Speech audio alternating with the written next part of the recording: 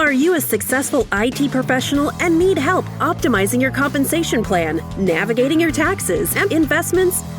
It's time to rewire and retire with Money Mike. Listen in as Mike gets you the answers you need to move forward with financial confidence. Now, on to the show with Money Mike. Hello and welcome to Rewire and Retire with Money Mike. Good morning, Mike. How are you? I'm doing well, thanks. How are you? Oh, I'm doing fantastic. Audience, you got to know this is Money Mike's inaugural podcast. This is a chance for you to get to know him and exactly why he has that title, why that's his name, why he set that up, and what he does. So, Mike, are you ready to jump into the questions? Sure, Eric. I'm ready. All right. Well, let's start with the history. Why did you decide to work in financial services specifically, and kind of tell us how you got into it and what your history is and who you are, really?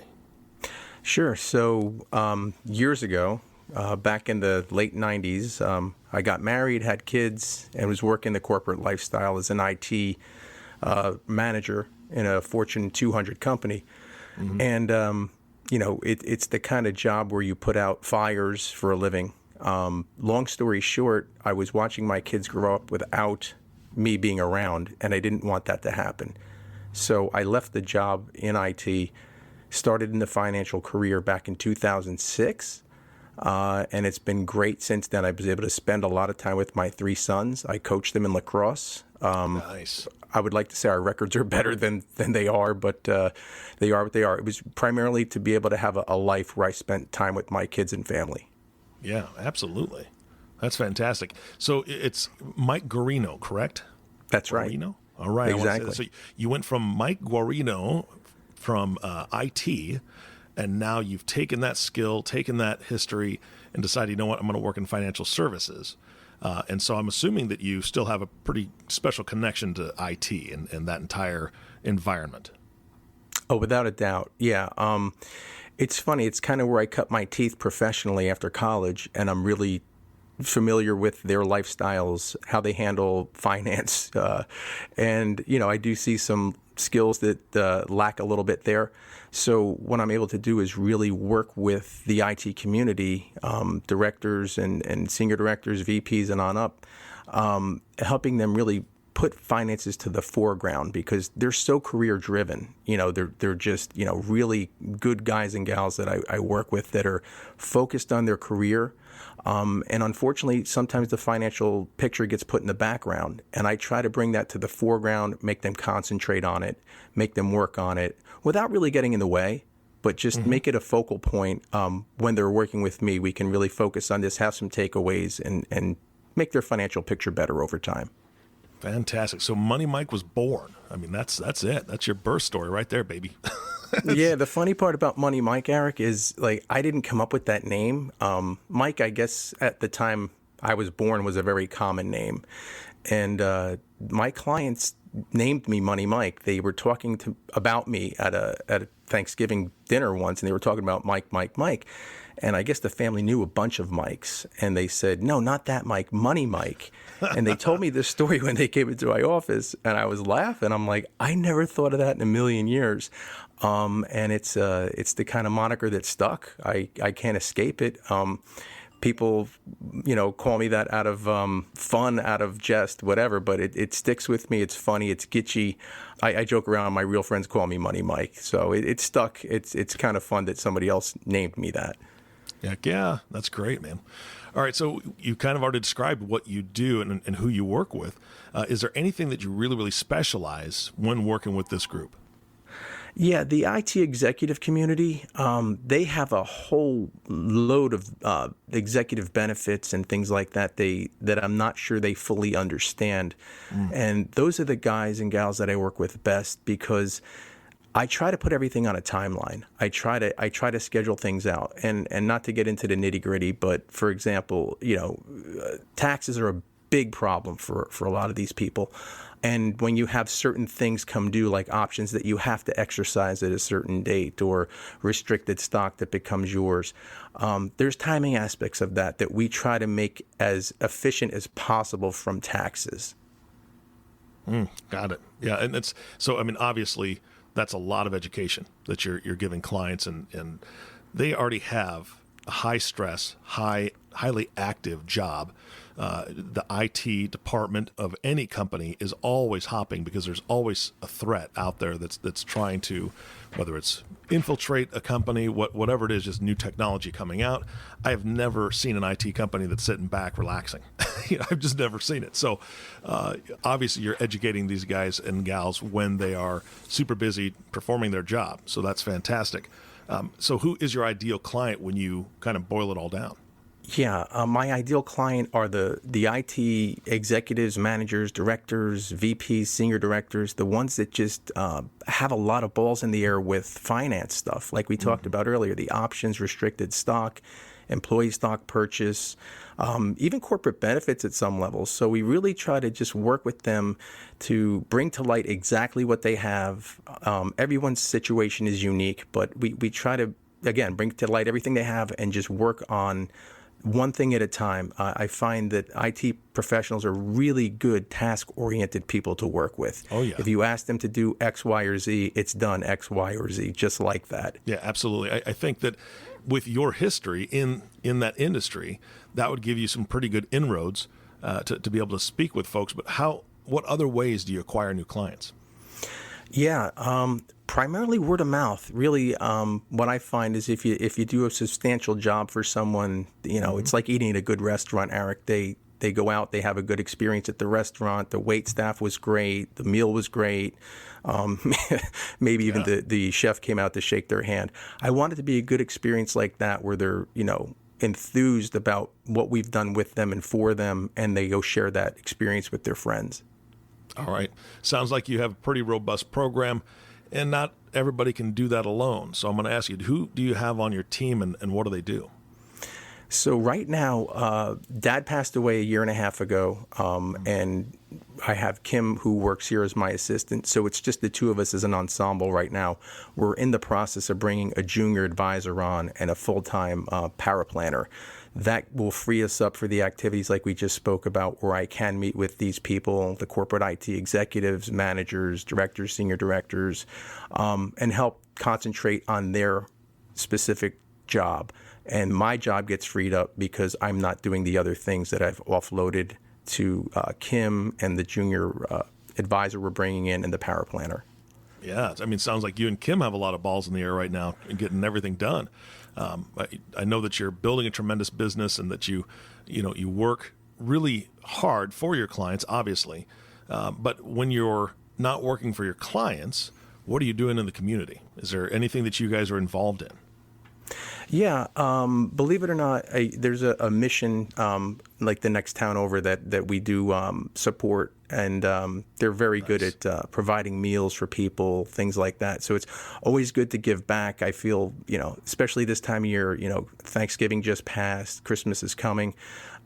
Just really nice to be able to donate time and monies to those charities and know that you're making a difference in someone's life.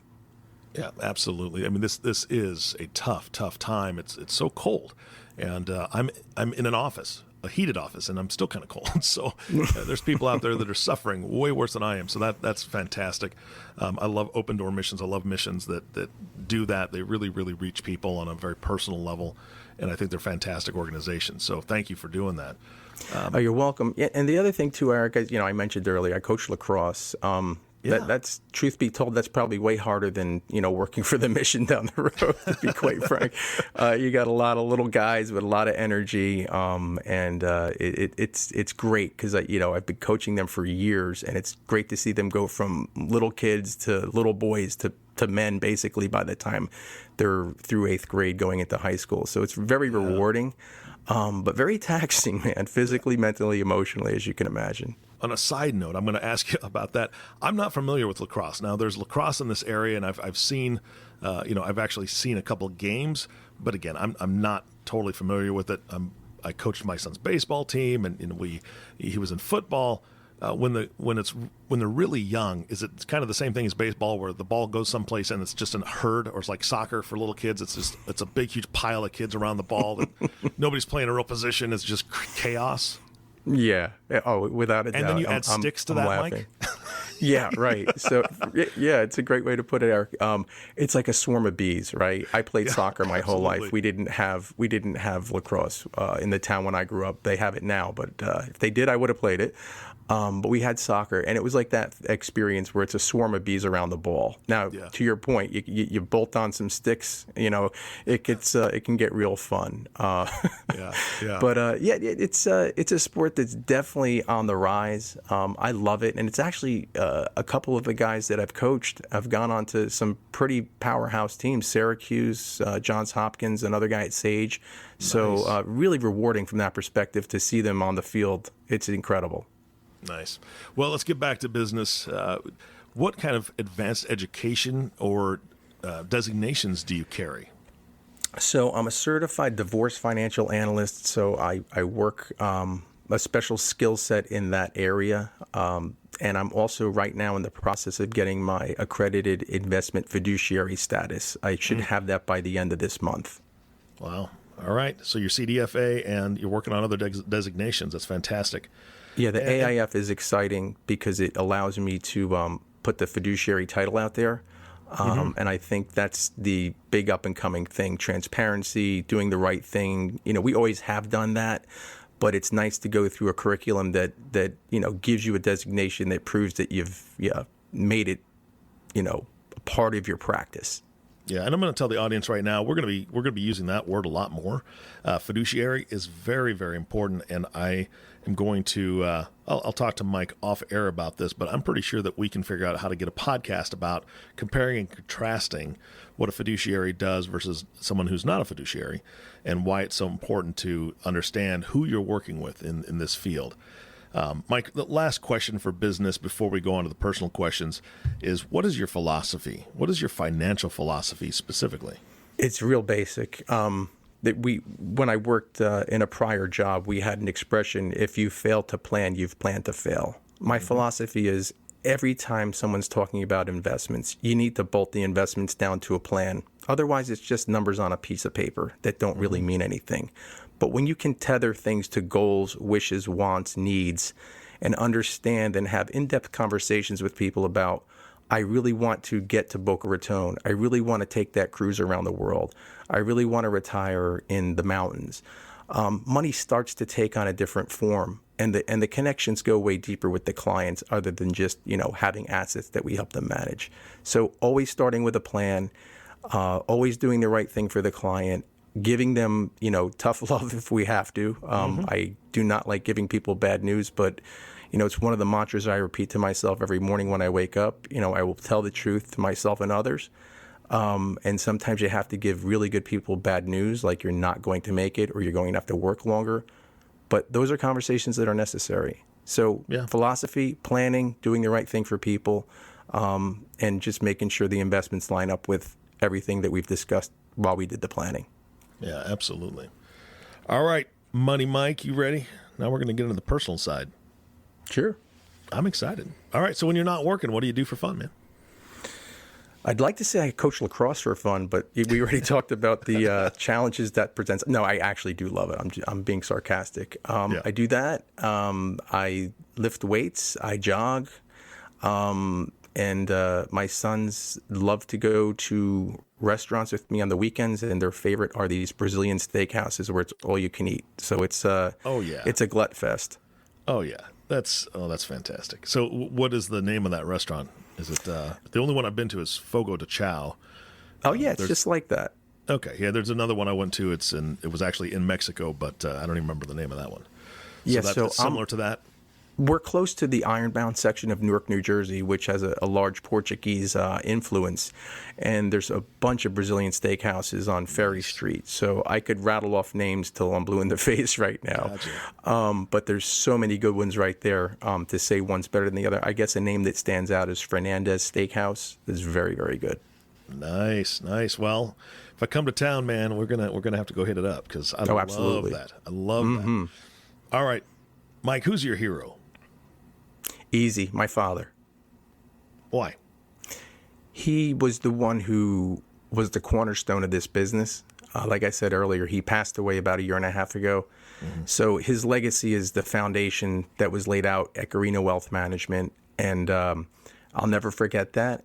And it's a passion of mine to just keep building off that cornerstone, make these walls big and strong, and hopefully make it a third generation business. Hopefully one of my 3 sons, if not all of them, will follow my footsteps and realize what I realized, in my late 30s, that I want to make a change in people's lives. I don't want to do the corporate gig anymore. So I hope they can join me in this experience because it's wonderful.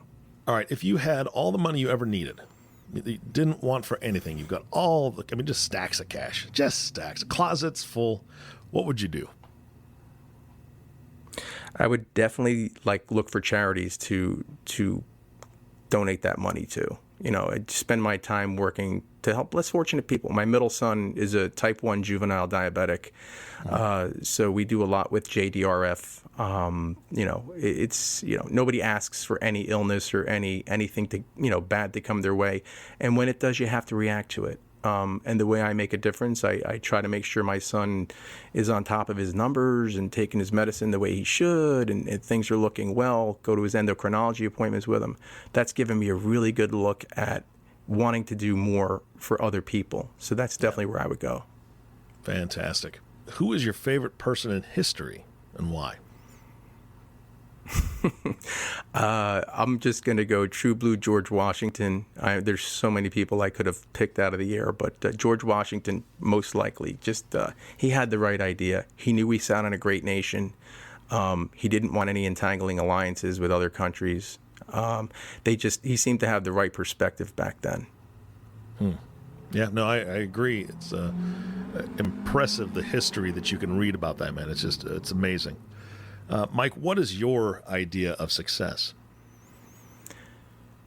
My idea of success is really the success of others. I know that sounds canned, but it's the honest truth. I feel successful when I've made other people successful, when they've accomplished their goals, when they were able to retire early, when they've taken a trip that they've planned on that they never really thought they could get to. That's a feather in my cap. Yeah.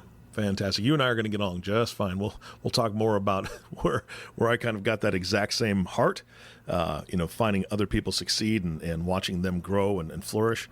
And no, you and I are going to have lots to talk about. I'm excited. All right, here's my favorite question, and we're almost done, but this is my favorite question. I don't let anybody skip on this one.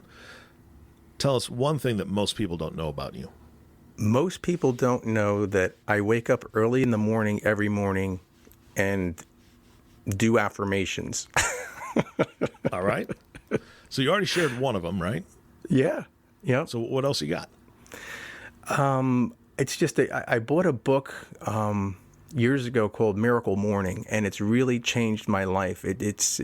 I was never, trust me when I tell you, I was never a morning person, ever. But waking up, and watching the sunrise and doing my mantras and some light yoga and exercise to just get me energy and pumped for the day. That's the way I want to go into every day. I'm ready to attack every day. That's the one thing I don't really go out there. You hear oh, you do yoga, you wake up early, you meditate, you do all these things. Yeah, it's putting my game face on, man. I'm ready when I get on my highway and get to work. I'm ready. I'm primed. So there's no lag. Yes, I drink a cup of coffee on the way in because, like I said, I'm not a morning person. But yeah, once I'm fueled up, I'm all ready to go. Perfect, man. And for those that don't know Mike yet, Money Mike has a ton of energy, absolute ton of energy. So I'm excited to be working with him. All right. You just kind of shared with us, one of your mantras. Is there a specific mantra, motto, or something that you say to yourself to keep you focused? Maybe those times when your emotions are kind of rising up in you and you're like, okay, wait a second, I got to take a step back. Is there something that you say that helps you keep focused? Sure. It's going to sound counterintuitive, but the one mantra that I always repeat is make today an uncomfortable day, because it takes you out of being complacent. It's challenging you. Every day is a challenge. We wake up, we don't know what's going to get thrown at us. So, by forcing yourself to do things, by making yourself uncomfortable, making those uncomfortable phone calls, eating the broccoli first and not dessert first, all those things really help you, help me, I should say, push myself and drive myself to be better so I'm better for my clients. Right on. All right, Money Mike, what is your proudest achievement? I have 3 of them. All right. Michael, Matthew, and Marco, my 3 sons, without a doubt. Nice. So Michael, Matthew, and Marco? Mm-hmm. Right on. I've got a son named Matthew, so... We're fans of alliteration in our family. There you go. Yeah, and my son is too, because his son, so my grandson, is Jaden Joseph Johnson. So it's a Triple J. There's alliteration for you. There it is. That's right. All right. Mike, you've got the attention of a ton of people. This podcast is nationwide. We know this is the inaugural, and we're going to pump this thing out there and give them the opportunity to get to know you and what you do. Who should be listening to this podcast? And then I'm going to ask you for a sneak peek. What are we going to be talking about? Yeah, IT professionals, and we talked about all the different levels that there are, in management, upper levels, etc. Should be listening to this. I can help these people. I've lived their life for over a decade, actually 13 years. I know what it's like. I know how it is to be tethered to text messages, getting, calls in the middle of the night. And I know where the finances fit into the picture. And like we discussed earlier, a lot of times they're in the background, or a lot of times, they're in the foreground, but I don't understand them completely. And there's a lot of efficiencies that we can bring to the table once we bring them to the forefront and go over them. So that's who should be listening. IT folks that want to take their finances seriously and make sure there's efficiencies there. All right. And then that sneak peek. What are some of the topics we're going to be covering? So I think we're going to talk to a bunch of interesting people, some former IT executives. Nice. I have a CEO, a 2-time CEO of a company who now lives in New Hampshire. Don't know why. He could have lived anywhere in the world. He went to one of the coldest states here. We're going to talk a lot about taxes. I mean, that to me, from where I sit, is the biggest pain point for most of the folks I work with are the taxes. Yeah. We'll also go over executive compensation packages, again, bringing to light maybe things that they didn't know about. And then we're going to talk, one of the biggest things I want to get out there, Eric, I should have led with this, is diversification. A lot of folks are one-trick ponies when it comes to owning stock. And I'm talking to everybody out there now. Look at your portfolio. I can guarantee you, if you're not taking your finances seriously, more than 50% of your portfolio is in one stock. Guess what? It's your company stock. That's a good problem to have sometimes and a bad problem to have. And you know what makes it a good or bad problem, Eric? How the company's doing. Exactly. So you got that right. So, that's the big thing. And how do you work somebody who has 50, 60, 80% of their net worth in one stock? How do you get them out of that without experiencing all that tax pain? Well, believe it or not, there's a lot of techniques out there we use. Mm-hmm. So, there's not a one-size-fits-all approach. These are customized because everybody's situation's different. But that's a big part of what we're going to talk about, how to diversify out of those big chunks of company stock. Nice. No, I think people will be looking forward to it for sure. Money Mike, this is fantastic. Thank you so much for your time today. I think the audience got a good feel for who you are, and I hope that they're tuning in to listen to the wisdom that you're going to bring to the show. Eric, thanks so much. I really appreciate this opportunity. Hey, you bet. And I want to thank all of you for listening to the Rewire and Retire podcast with Money Mike. I know you have not subscribed to the podcast yet because this is the very first one. You are on the ground floor. So click that subscribe now button below. This way, when Mike comes out with a new podcast, it'll show up directly on your listening device. This makes it much easier to share these podcasts with your friends, family, and your coworkers. Again, thanks so much for listening today. For everyone at Guarino Wealth Management, this is Eric Johnson reminding you to live your best day every day. And we'll see you next time. Thank you for joining us on the Rewire and Retire podcast with Money Mike. If you want to learn more about how we can help troubleshoot your financial and retirement strategies, click the subscribe button below to be notified when new episodes become available. The information covered and posted represents the views and opinions of the guest and does not necessarily represent the views or opinions of Guarino Wealth Management. The content has been made available for informational and educational purposes only. The content is not intended to be a substitute for professional investing advice. Investing involves risk, including loss of principal. There is no guarantee that a diversified portfolio will enhance overall returns or outperform a non-diversified portfolio. Diversification does not protect against market risk. Always seek the advice of your financial advisor or other qualified financial service provider with any questions you may have regarding your investment planning. Securities and advisory services offered through LPL Financial, a registered investment advisor. Member FINRA/SIPC.